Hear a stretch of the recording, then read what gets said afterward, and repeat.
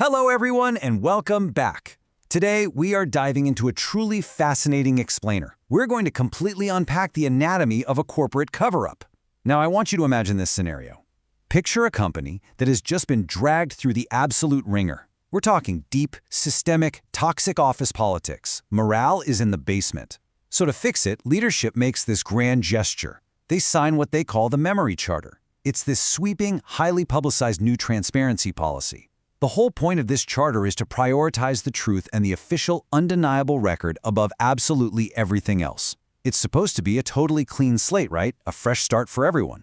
Well, today we are going to look at exactly what happens when a shiny, brand new transparency policy is put to the absolute ultimate test. And we're not talking months down the line, we're talking about day one. We're going to explore how a brilliant team of internal reformers used nothing but metadata and raw server logs to completely expose a high-level cover-up before it even got off the ground.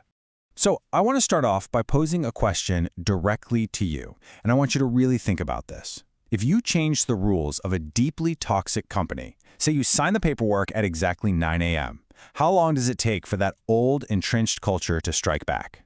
Take a guess. Well, in this specific story, the answer is incredibly fast. It only took 17 minutes. 17 minutes! Everybody walked into the office wanting that morning to feel clean and new, but almost instantly, those deeply ingrained old habits kicked right back in. And their target? A quiet, newly hired employee named Sofia Lane, who they immediately tried to isolate. Now, here's the really interesting part. The old culture didn't announce its return with some dramatic villain storming into a boardroom pounding on the table. No, it was entirely an invisible administrative action. And honestly, that is exactly what makes this particular case study so incredibly compelling for us to look at.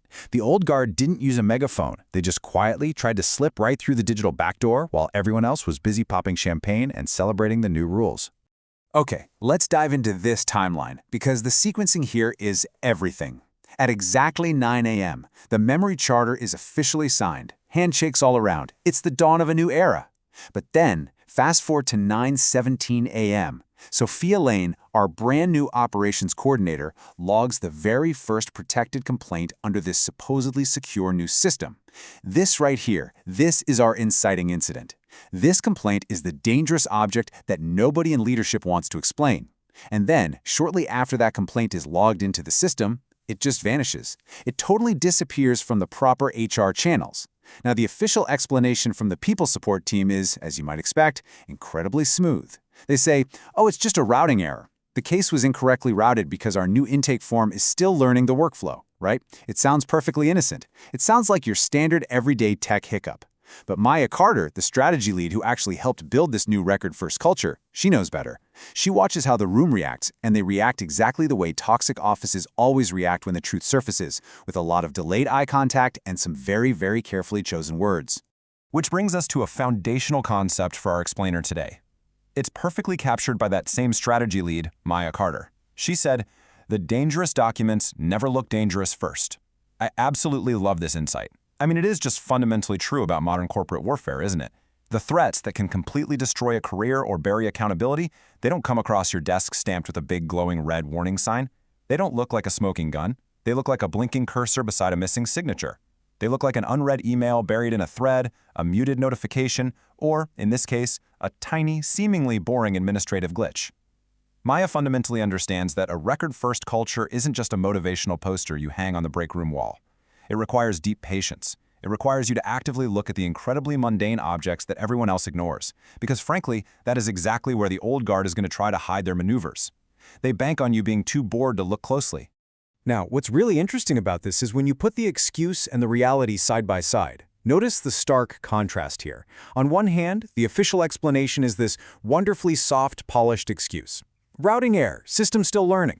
It's brilliant, really, because it gives everyone a convenient out. It allows the executives to just shrug and brush the whole thing off as a harmless software bug. Silly computers, right? But the cold, hard reality of the digital metadata tells a completely different story. Because Sofia is new, she doesn't know she's supposed to look the other way. She actually reads the fine print that experienced people just skip over. And what does she find when she digs into the raw logs? She finds a manual edit. Someone deliberately went in and edited the intake rule to automatically send any complaints regarding executives directly into a hidden, private review queue. Okay, let's be clear. That wasn't a system learning error at all. That was a human being changing the rules of the game to protect executive power. And discovering that, well, it completely shatters the entire illusion of the fresh start that the company was trying so hard to sell. To truly wrap our heads around how this conflict plays out, we really need to map out the two opposing sides of this workplace battlefield. Honestly, it's like they aren't even speaking the same language. On one side, we have the reformers. This is Maya, Sofia, and a guy named Jordan who is an IT audit specialist. Their weapons are completely unshakable. They rely entirely on systems, metadata, and raw logs. They don't chase after people or office gossip. They follow the undeniable sequence of digital actions. Now, on the other side, we have the old culture. This group is heavily influenced by Adrian Vale, a transformation officer who is exceptionally dangerous specifically because he has this talent for making erasure sound like efficiency.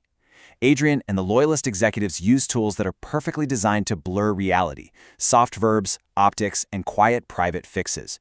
For instance, when Adrian corners Sofia in the hallway, he frames it as giving her career advice. He expresses this fake concern for her stability, basically warning her not to turn a little IT inconsistency into a massive crisis. You see the tactic? The old culture relies heavily on feelings, intimidation, and social pressure to bury the facts, while the reformers strictly use the facts to cut right through all those feelings. So how do you fight back against that kind of manipulation? Well, instead of getting sucked into a dramatic shouting match in some glass-walled conference room, Maya does something brilliant. She builds a proof map.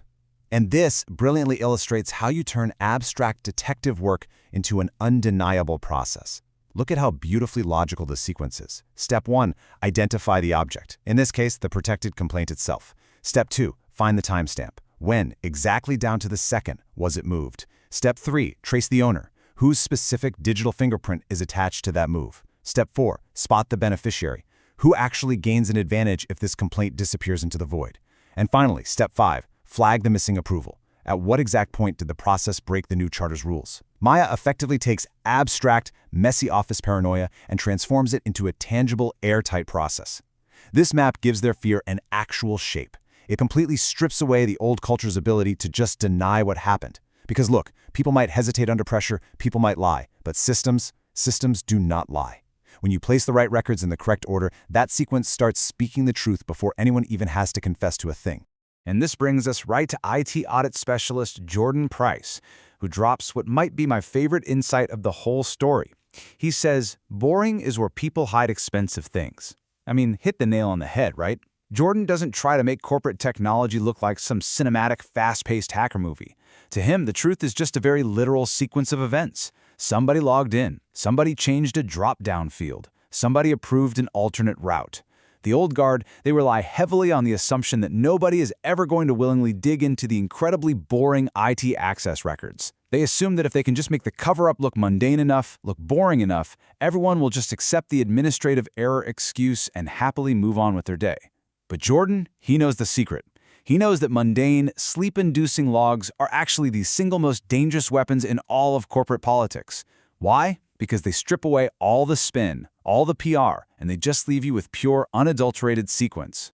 But here is the kicker. It wasn't just the highly technical IT logs that caught this cover-up. It was also the everyday administrative background work. We're talking about calendar exports, room booking records, draft notes, and quiet little routing trails. Executive Assistant Nina Ross understands something that powerful executives almost always forget. Invisible administrative work actually sees absolutely everything. The people in power who treat administrative tasks and sometimes administrative staff as invisible, they completely forget that a physical room had to be booked for their secret meeting. They forget that a draft document was sent to a printer. They forget a quick alignment call was scheduled on the calendar. So when Nina takes all these mundane records and lays them out on the table, she places that one incorrectly routed complaint inside a much larger, undeniably intentional pattern of behavior. Suddenly, the "it was just a glitch" explanation shrinks down to nothing, and the truth of the cover-up gets much, much larger. It's like a giant puzzle coming together. Okay, so now we enter the formal review meeting. And let me tell you, the tension in this room is incredibly high. You can cut it with a knife. The loyalist executives are trying desperately to maneuver the conversation away from the hard facts and drag it back into the realm of feelings and intentions, which is exactly where the old culture thrives. But then Aisha Morgan, an analyst on the team, decides she's had enough. She cuts right through the emotional fog with a single, highly tactical question. She asks the room, who benefits if this stays classified as a harmless error? Wow, it is just a brilliant, piercing question. She drops this bomb because she knows all the senior people are dancing around the obvious, and they're doing it because the obvious answer has a very specific executive's name attached to it. By asking this, she absolutely forces the room to stop talking about the mood of the situation or the spirit of the new rules and start addressing real structural accountability. Let's move to the next point and see how this builds, because the reaction to Aisha's question is just pure, unadulterated corporate theater. The loyalists immediately deploy their best, softest corporate language. They start throwing around words like alignment and healing and protecting the optics of the transition. You know the drill. They're trying to soften the verbs and rename their deliberate choices in order to make the harsh reality of what they did disappear into corporate jargon. But Maya and her team, they don't take the bait. They just keep quietly, relentlessly bringing it back to the raw data. They counter alignment with exact login times. They counter healing with edited routing rules. They counter optics with altered access fields. Maya never even raises her voice. She doesn't need to. She just calmly places one page of undeniable proof right beside the official excuse until both things can no longer physically stand in the same room. One printed page closes one flimsy excuse. One specific timestamp closes another. They literally use the raw data to completely overwrite the old culture's polished, manufactured reality.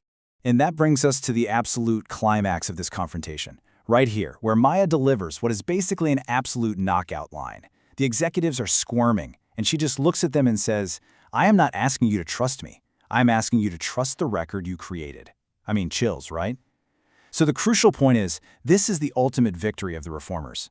Notice how they don't have to shout. They don't have to passionately convince anyone to take their side. They simply corner the old culture using this system's own raw sequence against them. When one of the executives weakly implies that maybe, just maybe, the record itself might be wrong, Maya calmly points out a devastating logical trap. She notes that if a record was manually changed, well then the digital footprint of that change itself becomes the evidence. There is literally no escape. The very system these executives thought they completely controlled has quietly and methodically trapped them in their own lie. Now, usually in a corporate drama, this is exactly the point where the executives would backtrack, apologize profusely, offer a quiet little settlement, and try to sweep the whole messy thing under the rug. Let's handle this internally, right? But the reformers recognize the massive systemic danger of what we call the private fix. Maya firmly, absolutely refuses a quiet resolution. Now, you might be wondering, why? If she won, why not take the quiet win? Because private fixes only serve to make executives comfortable. Sure, a quiet fix resolves the immediate embarrassment of the moment, but it leaves every single future employee exposed to the exact same trap. Think about it. If you quietly fix a problem that has the potential to publicly teach the entire company a lesson, you haven't actually reformed the culture at all. You've literally just kicked the can down the road until the next time. Maya insists that real, meaningful repair has to outlive the people sitting in the specific meeting. It has to structurally protect the frontline employees who don't even know this executive boardroom exists. And that firm stance leads us directly to the concrete solution. Linda Park, the HR manager who is actively trying to rebuild real trust, institutes what they call a visible escalation dashboard. Now, pay attention here, because this isn't just an empty promise to do better next time. This is a hard-coded, systemic HR tool. It permanently and structurally removes executive self-review from all intake workflows. What that means is, an executive simply cannot intercept and route complaints about themselves to a private queue anymore. The system literally won't allow it. Furthermore, this dashboard exposes all protected complaints to a monitoring trust committee. So instead of just slapping a Band-Aid on the issue, they write the lesson directly into the operational process itself, and they make sure that process leaves permanent, unerasable digital footprints. As you'll see, this is what true, lasting victory actually looks like in a complex corporate environment. The repair isn't a promise. The repair is written into the system itself.